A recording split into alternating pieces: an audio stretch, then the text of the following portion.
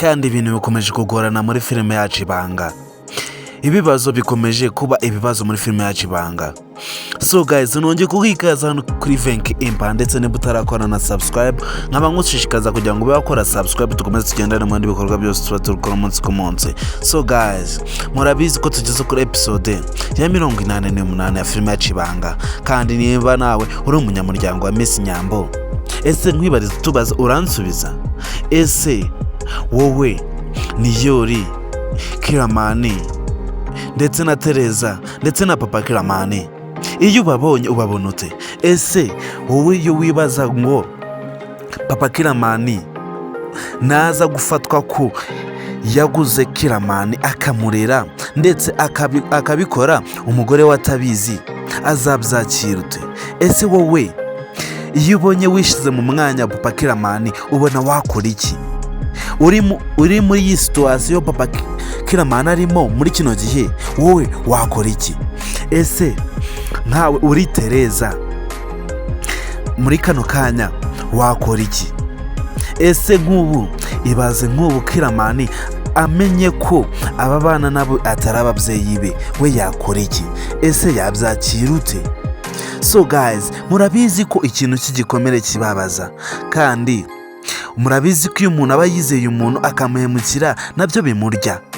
Ese nk'ubu papa Killaman naza gufatwa ko yabesha umuryango wose, ndetse Killaman akaba arinze kungana gutya bataramubwira nahavuka, ndetse bataranamwereka papa we nako mama we, murabona azabyakira ute?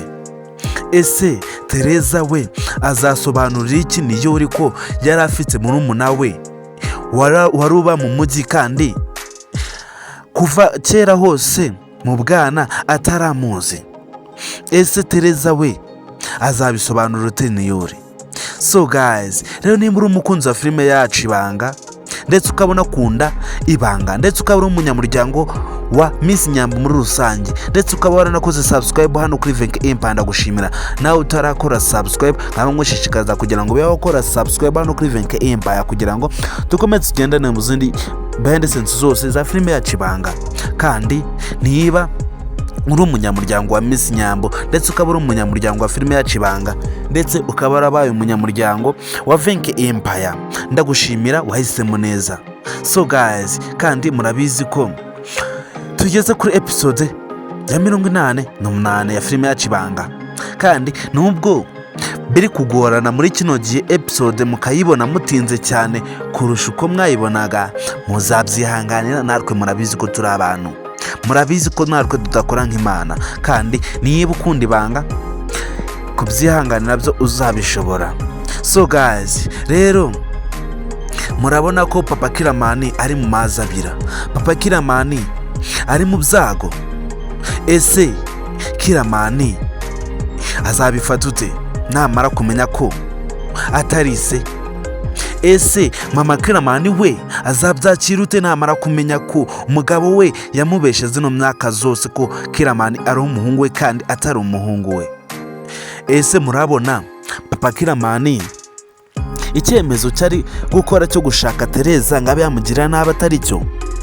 Tera comment hasi unyibyirire. Ese papa Killaman yaba yarafashe umwanzuro muzima, cyangwa se papa Killaman yaba yarahubutse? So guys, kandi niba unakunda behind scenes zose mba ndi kubagezaho, ndetse ukabona kunda n'ibiganiro byanjye, ndetse ukabona nakoze subscribe hano kuri Venke Impa, wahisemo neza. Urabizi ki ariyo channel yonyine ikugezaho behind scenes z'ubwenge, ndetse ibikorwa bimeze neza, ndetse n'utuntu twengetse. So guys, rero niba wifuza ko Tereza yazamenya na Killaman, cyangwa se niyo akaba yamenyana na Killaman, like comment unyibwire nimba ko kantu kaba kagushimishe, cyangwa se mama Killaman akamenya ko umwana baberera Killaman atari bo bamubyaye. Tera comment hasi unyibyirire niba ako kantu kagushimisha.